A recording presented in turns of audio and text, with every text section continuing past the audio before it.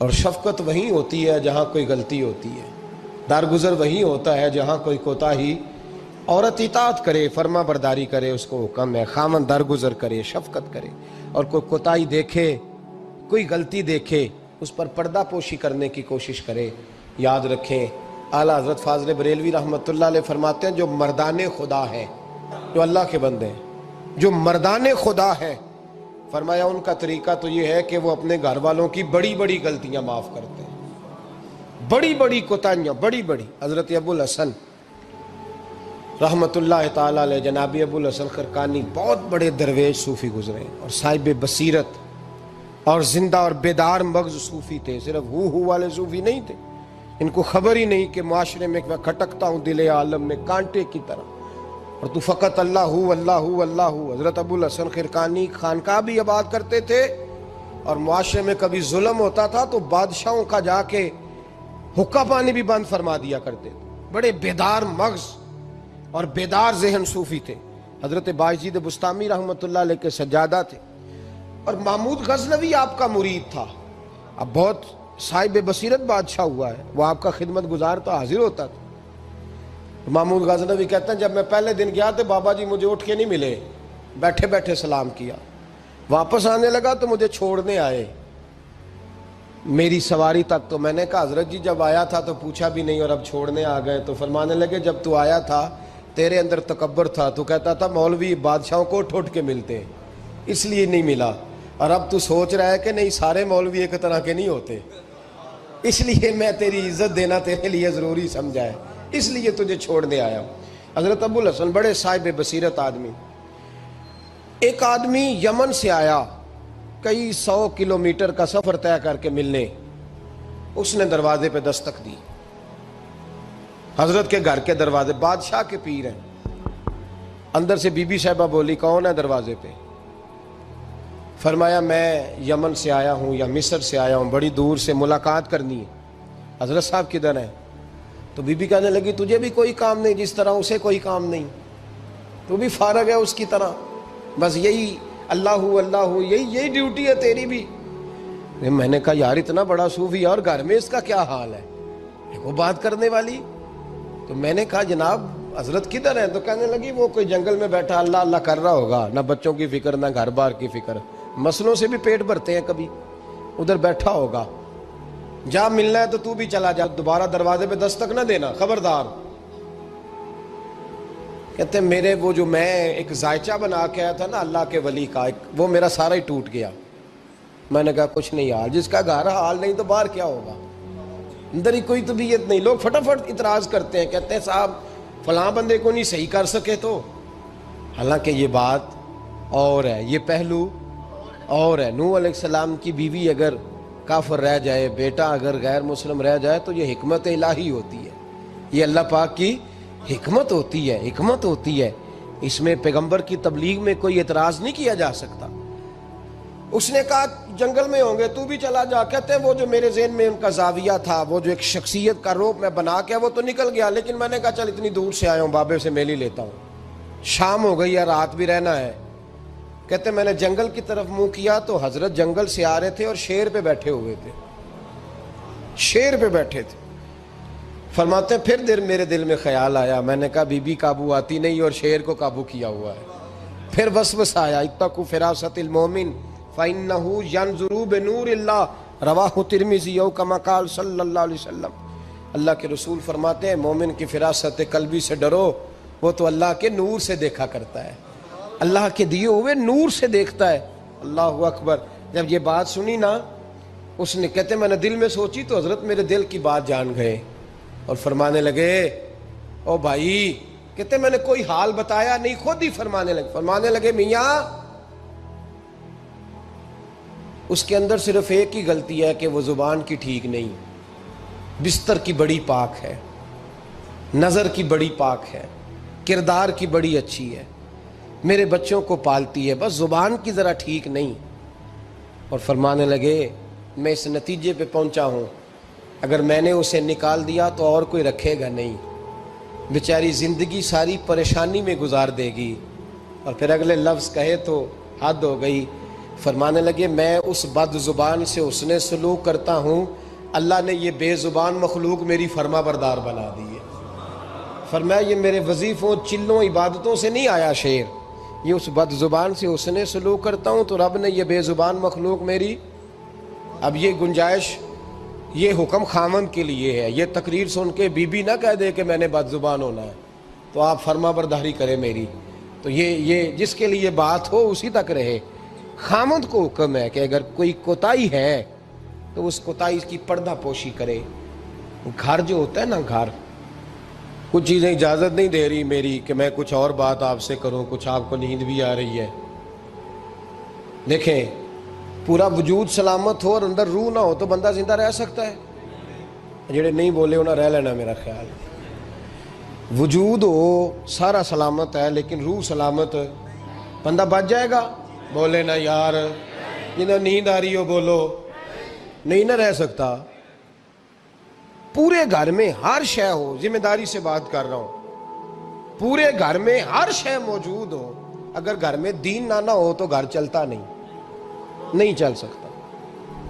جس گھر میں نماز نہ ہو وہ گھر نہیں چلتا، جس میں قرآن پاک نہ ہو وہ گھر، اس لیے کہ دین روح ہے۔ دین اگر گھر میں دین نہیں تو گھر چل سکتا؟ سن لے حدیث پاک ترمذی شریف کی، نبی کریم علیہ الصلاۃ والسلام، یہ بھی حق ہے، یہ آخری بات اس عنوان پہ سنیں، یہ حق آخری ہے، اس کو بھی سمجھیں۔ ترمذی شریف میں نبی پاک علیہ السلام نے فرمایا، دعا دی حضور نے، نبی پاک فرماتے ہیں اللہ اس بی بی کو جزائے خیر دے، اللہ اس پہ رحم فرمائے جو سویرے اپنے خامند کو نماز کے لیے جگاتی ہے اور اگر نہ اٹھے تو پانی ڈال کے جگاتی ہے، اور فرمایا اللہ اس خامند پر رحم کرے جو سویرے اپنی بیوی کو نماز کے لیے جگاتا ہے اور اگر نہ اٹھے تو پانی ڈال کے جگاتا ہے، رحم کرے۔ سب سے زیادہ حق میاں بیوی کا ایک دوسرے کا ساتھی ہے کہ انہیں دیندار بنائے۔ دین کی جس بات کا خامند کو پتہ ہے، اعلیٰ حضرت نے لکھا ہے کہ خامند کی ذمہ داری ہے بیوی کو تعلیم دینا، یہ اس کی ڈیوٹی ہے پردے کا پابند کرانا، اس کی ذمہ داری ہے کہ اسے قرآن و سنت کے جو احکام پتہ ہے اپنی بیوی کو سکھائے، اس کو بتلائے، اس کو سمجھائے، ذمہ داری ہے اس کی۔ فرمایا اللہ اس پہ رحم کرے، ذمہ داری ہے، ایک دوسرے کو مذہب سے آشنا کریں، پیار کے ساتھ محبت کے ساتھ قائل کریں۔ خامند بڑی باتوں میں روٹھ جاتا ہے، اگر کبھی اس بات پہ بھی روٹھ جائے کہ آج نہیں روٹی کھانی تیرے ہاتھ کی، انہیں نماز ہی نہیں پڑھی تو آج نہیں میں نے تیرے ساتھ کوئی بات کرنی اس لیے کہ تیری آواز گلی میں نے سنائی دی ہے مجھے، تو خامند کو چاہیے کہ اسے دینداری سکھائے۔ عورت کو بھی چاہیے کہ وہ کہے صاحب تھوڑی روٹی کھا لینی ہے لیکن مہربانی کریں حلال رزق لے کے آئے، مجھے زیادہ کپڑوں کی ضرورت نہیں، میں پرانے پہ گزارا کر لوں گی لیکن میرے بچوں کے حلق سے ہرا نہیں گزرنا چاہیے کہ دینداری ایک دوسرے کو سکھائیں، ایک دوسرے کو۔ حضرت سلطان باہو کا نام تو سنا ہوگا آپ حضرات نے، الحمدللہ کافی لوگوں نے سنا ہوگا۔ حضرت سلطان باہو رحمۃ اللہ علیہ کے جو والد تھے ان کا نام تھا حضرت بازید، جاگیردار تھے، دنیا دار تھے، بہت بڑے مالدار تھے۔ فرماتے مذہب کی طرف میرا رجحان نہیں تھا، چوتھی شادی کی بی بی راستی کے ساتھ۔ بی بی صاحبہ بڑی نیک تھی، بی بی صاحبہ کہتی ہیں میرا دل کرتا تھا میرا خامد بھی نمازی ہو جائے، اور عام دنیا دار نہیں تھے، 7 جاگیروں کے مالک تھے۔ بڑا مشکل ہوتا ہے، پیران نظام کے آستانوں پہ غریب لوگ رہ گئے، جڑا 4 جماعتاں پڑھ جائے یا پیسے آ جائیں انہوں نے تو کسی پیر دی لوڑ ہی کوئی نہیں، اور اگر بندہ مالدار ہو تو کئی پیر ہو دے آپ مرید ہوندے نے، وہ کہتے ہیں مینوں آپ کنے پیر سلوٹ کر دیں۔ ایک صاحب نے میری ایک دفعہ افطاری کی تو کہنے لگے آپ کی افطاری ہے، اس جگہ ایک اجتماع سے میں نے بیان بھی کرنا تھا، تو واپسی پہ ان کے ہاں انہوں نے مجھے فوٹویں دکھانی شروع کر دی۔ اب یہ بھی ایک مسئلہ ہے نا، کیا کہتے ہیں اس کو، سیلفی جی، بڑے بڑے سیانے بندے ساری دیہڑی یہی کام کر دے رہے اور کم ہی کوئی نہیں سرے، تو وہ مجھے تصویریں دکھانے لگے، اے پیر صاحب دی بھی میں دعوت کیتی، اے پیر صاحب دی بھی میں دعوت کیتی، اے پیر صاحب دی بھی میں دعوت کیتی، اے پیر صاحب دی بھی میں دعوت، 14-15 پیر مجھے گنوا دیے۔ تو کھانے تو بعد مینوں کہنے لگے کہ تسی دوبارہ کدو آؤ گے؟ میں کہا جدو تسی 200 بندے نو میرا بھی نام دس لو گے ادو آ جاؤں گے۔ اب مالدار آدمی ہے نا، تو اب بعد میں مجھے ایک دو دفعہ انہوں نے فون کیا، میں کیا وہ بڑے بڑے پیران دی اس لسٹ میں اپنا نام نہیں شامل کرانا چاہتا، میں نے تو نہ چھوٹیاں چھوٹیاں جی رہن دے بھائی، ہم بچتے ہیں اس کام سے، بچتے ہیں ایسے آدمی سے۔ وہ کسی درویش نے کہا تھا جس کی ہر بات میں پوشیدہ ہو نشتر کی چبھن، ایسے ہر صاحب احسان سے ڈر لگتا ہے، بچنا چاہیے۔ تو مالداروں کے تو آپ بڑے مرید ہوتے ہیں، کئی پیر حاضریاں دیتے پھرتے ہیں، کہیں مولوی دستے نگر ہوتے ہیں، معاذ اللہ، اللہ خودداری اور عزت نفس عطا کرے، آمین تو کہہ دیجئے، دینداری کے اللہ توفیق عطا فرمائے۔ تو بہت بڑے جاگیردار تھے حضرت سلطان باؤ رحمۃ اللہ علیہ کے والد۔ بی بی شیبہ کہتی ہے نمازی بنانا تھا خاوند کو۔ کس کو؟ کس نے؟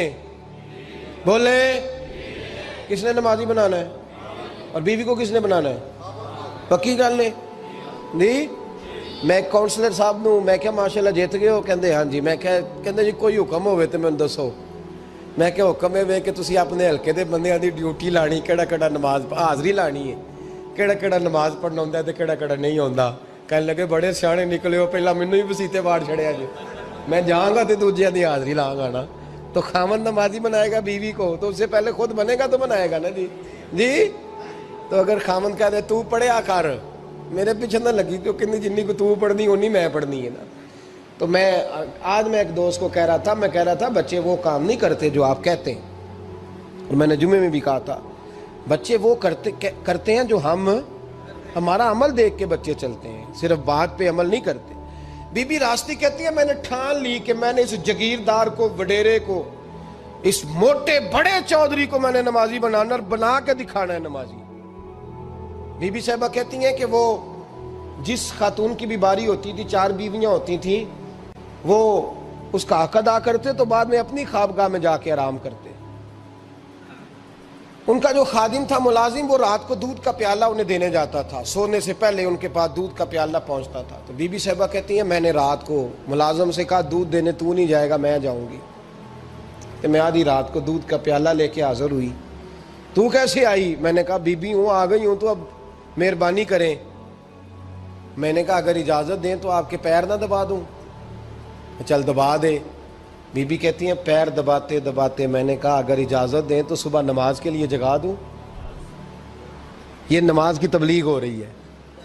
تو بابا جی پتہ کیا کہتے ہیں حضرت بازید؟ کہنے لگے تو مجھے جانتی نہیں، خبردار مجھے تبلیغ کرنے کی کوشش کی، اس گھر میں رہنا ہے تو سانس اونچا نہ لینا، پتہ ہے تو کس کے ساتھ بھی آئی، خبردار۔ کہتے میں چپ کر کے آ گئی۔ اگلے دن پھر دودھ لے کے پہنچ گئی تو انہوں نے آنکھ کھول کے دیکھا میری طرف، پھر آ گئی ہے۔ میں نے کہا اب میرے خاوند ہیں، میرے سر کے تاج ہیں، پیر دبا دوں؟ کہ دبا دو۔ کہتے ہیں میں نے 10 منٹ پیر دبائے تو میں نے کہا اگر جان کی امان پاؤں تو فجر میں جگا دوں؟ میں نے جلال فرمایا۔ کہنے لگے تجھے کہا تھا نا کہ مجھے کسی کا مشورہ قبول نہیں، تو کون ہوتی ہے مجھے بات کرنے والی، چل دوڑ جا۔ بی بی صاحبہ کہتی ہیں میں 10 دن جاتی رہی۔ کتنے دن؟ انہوں نے سختی بھی کی، برا بھلا بھی کہا، اور کئی دن یہ بھی کہا کہ کل آئی تو پھر یاد رکھنا۔ کہتی ہیں 10ویں دن میں گئی تو حضرت بازید کہتے ہیں میرے دل میں خیال آیا یہ جان چھوڑنے والی نہیں، یہ باز نہیں آئے گی، اور چلو ہے بھی تو میری بیوی، غلط بات بھی کوئی نہیں کر رہی، کہہ بھی نماز کر رہی ہے۔ کہنے لگے اگر میں سویرے اٹھ جاؤں تو پھر دوبارہ تو نہیں آئے گی، تو دوبارہ تو نہیں آئے گی۔ یہ دیکھیں میاں بیوی کا آپس میں رشتہ، سویرے اگر میں اٹھ جاؤں نماز کے لیے تیرے کہنے پہ تو میری جان چھوڑ دے گی تو؟ بی بی صاحبہ کہنے لگی میں دوبارہ نہیں آؤں گی، آپ مہربانی کریں سویرے اٹھ جائیں۔ کہنے لگے چل تو میری بیوی ہے، ایک بار مان لیتا ہوں تیری بات، سویرے جگا دینا۔ بی بی راستی کہتی ہے میں پہلے سو کے اٹھا کرتی تھی، وہ رات میں سوئی نہیں، کہتی ہے میں ساری رات رو کے گزار دی، ساری رات، اور بیدار رہ کے گزار دی۔ سویرے فجر کے وقت پانی گرم کیا، بغل میں مصلی لیا، خامد کو بیدار کیا، وضو کرایا، اور کہتی ہیں جب وہ اللہ اکبر کہہ کے سنتوں کی نیت باندھی تو میرے اس طرح آنسو گرے جیسے سیلاب آتا ہے اور دریا کا بند ٹوٹتا ہے، اور میں نے رو کے کہا مولا میرے اختیار میں یہیں تک تھا، میں مصلی پہ کھڑا کر سکتی ہوں، میں دل تو نہیں نہ بدل سکتی، وہ تیرے قبضے میں ہے، مقلب القلوب ہے، فضل کر اس کا دل بدل دے۔ فرماتی ہیں میں روتی رہی، 2 رکعتیں پڑھ کے میری طرف دیکھا تو فرضوں کی نیت باندھ لی، اور 2 فرض پڑھ کے پھر میری طرف دیکھا، کہنے لگے خبردار سویرے جگانے آئی تو۔ میں نے کہا جی نہیں جگاتی۔ میری طرف دیکھ کے کہنے لگے تو نہیں جگائے گی آج کے بعد میں تجھے نماز کے لیے جگایا کروں گا، میں تجھے جگاؤں گا۔ آپ فرمانے لگی وہ نمازی بن گئے، میں پہلے ہی نمازی تھی۔ جب ان 2 نمازیوں کا ملاپ ہوا تو اللہ نے سلطان باہو جیسا بیٹا عطا فرمایا، سلطان باہو جیسا بیٹا عطا فرمایا۔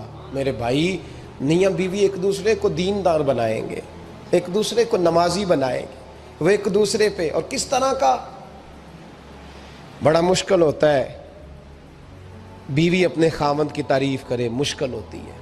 اعلیٰ حضرت فاضل بریلوی رحمت اللہ تعالی علیہ کی زوجہ، ان کا طریقہ یہ تھا کہ وہ اتنی شناسہ ہو گئی تھی، اعلیٰ حضرت لکھتے تھے تو وہ واقف ہو گئی تھی، وہ کتاب کا اعلیٰ حضرت فرماتے تو وہی کتاب اٹھا کے زوجہ لاتی۔ اس زمانے میں قلم بنتے تھے اپنے ہاتھوں سے، لوگ چھری لے کے اس کے ساتھ قلم بنایا کرتے تھے، تو قلم بنا کے سیاہی رکھتی، کاغذ کئی دفعہ ڈانٹ دیتے، اعلیٰ حضرت کئی دفعہ ڈانٹ دیتے، لیکن اماں جی سنتی۔ وقت وصال آیا تو ایک دن فرمانے لگے حامد رضا کی ماں، تو نے ساری زندگی مانگا کچھ نہیں، تو نے میری بڑی نوکری کی، میرے دین کے کاموں میں سب سے بڑی مددگار تو تھی، چل کچھ چیز مانگ لے۔ جب دین کے رشتے ہوتے ہیں تو پھر معاملے بھی دینداری کے طے ہوتے ہیں، کچھ مانگ لے۔ بڑا کچھ مانگ لیتی ہیں نا بیویاں، بڑا کچھ۔ اعلیٰ حضرت کی زوجہ کیا کہتی ہیں میں نے آپ کو صبح و شام دیکھا ہے، میں نے آپ کے دکھ سکھ دیکھے، خوشی غمی میں آپ کا رویہ دیکھا ہے، میں نے آپ کو ہمیشہ دیندار اور پرہیزگار پایا ہے، اگر مجھے کچھ دینا ہے تو ہاتھ اٹھا کے میری بخشش کی دعا کر دیں، اور اگر صبح قیامت مجھے ضرورت پڑی تو میری سفارش کر دیں گے۔ اعلیٰ حضرت رو پڑے، یہ دینداری کے رشتے ہیں، رو پڑے۔ فرمانے لگے تیرے ساتھ وعدہ ہے، مصطفیٰ کریم صلی اللہ علیہ وسلم کے صدقے احمد رضا جب جنت میں جائیں گے تو تجھے ساتھ لے کے جنت میں جائیں گے، ساتھ لے کے جائیں گے۔ تو بھائی دینداری بنائیں، ہن لباس لکم وانتم لباس لہن، وہ تمہارا لباس ہے اور ان کا لباس ہو۔ رمضان شریف آ رہا ہے، ارادہ کر لیں کہ تراویحیں ساری جماعت کے ساتھ پڑھنی ہے، پڑھیں گے انشاءاللہ تعالی۔ نوجوانوں سے میری گزارش ہے، جوان بچوں سے، ضروری کوئی مذہبی چیز آپ نے دیکھنی ہو، سننی سنانی ہو تو ٹھیک ہے، ورنہ رمضان میں موبائل استعمال نہ کریں، مہربانی فرمائیں، ارادہ کریں۔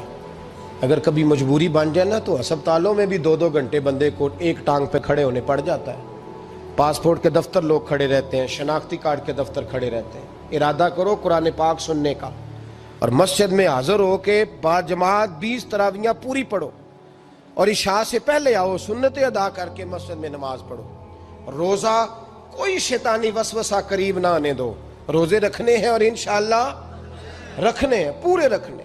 مزدور آدمی جو مزدور ہے وہ کہتا ہے میں مزدور ہوں، میں کیسے رکھوں؟ او خدا کے بندے، رب تعالیٰ نے تیرے اوپر فرض کیے ہیں، وہ کہتا ہے میں وہ چیز فرض کرتا ہی نہیں جو تو اٹھا نہ سکے، اس کو پتا تھا ہم رکھ لیں گے تبھی فرض کیے نا۔ اور مزدور کو تو اللہ اجر بھی زیادہ عطا کرتا ہے، کسی وسوسے پہ نہ لگے۔ اور قرآن، یہ 2 باتیں ہو گئی، روزہ اور تراویح۔ اور تیسرا، دن کے 2 حصے کریں، جو وقت بچ جائے اس کے 2 حصے کریں، آدھے حصے میں قرآن پاک پڑھنا ہے اور آدھے حصے میں درود و سلام پڑھنا ہے، یہ وظیفے پکے کر لیں۔ اور جو لوگ غریبوں کی مدد کرتے ہیں، مسکینوں کی، یتیموں کی، ان سے میری گزارش ہے کہ وہ مہربانی کریں تو 1 رمضان کو لوگوں کے ساتھ تعاون کریں۔ کس تاریخ کو جی؟ بولے قاری صاحب نے سوٹ کدن دیں ہو جی، تاکہ کوئی درزی سی کے نہ دے، ایک کدھر پا نہ لے سوٹ، مولوی بھی نواں، یہ ساڈا مولوی یہ تے پرانے دی چنگا لگتا ہے، اور پہلے دے میاں یہ کام بھی پہلے کریں تاکہ وہ سلا لیں اور سلا کے پہن لیں۔ میری باتوں کی سمجھ آ رہی ہے آپ حضرات کو؟ غریب کے ساتھ، مسکین کے ساتھ، جس کے ساتھ بھی کو تعاون کرنا ہے وہ پہلے کریں، پہلے اپنے بچوں کے کپڑے بعد میں اور غریبوں کے بچوں کو پہلے، تاکہ وہ شریک ہو، رمضان میں شریک ہو، کسی کو سودا پہلے دیں، جو پہلے کرنے کے کام ہیں ان کو پہلے کریں، مہربانی فرمائیں۔ رمضان کی نیت کریں، ارادہ کریں، اپنے اندر ذوق پیدا کریں۔ میں نے اپنے دوستوں کو کل سبق دیا ہے کہ کام مجبوری سے بھی ہو جاتا ہے اور شوق سے بھی لیکن مجبوری سے کرنے سے مزہ نہیں آتا.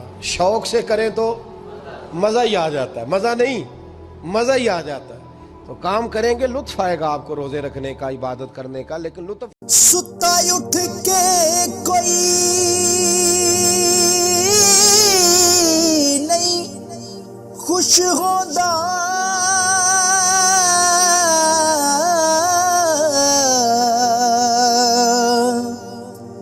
بڑے ستے جگا کے میں ویکھیا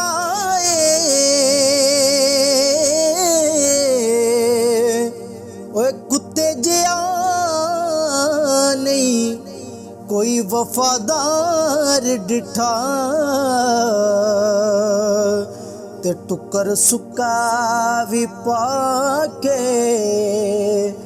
ویکھ آئے.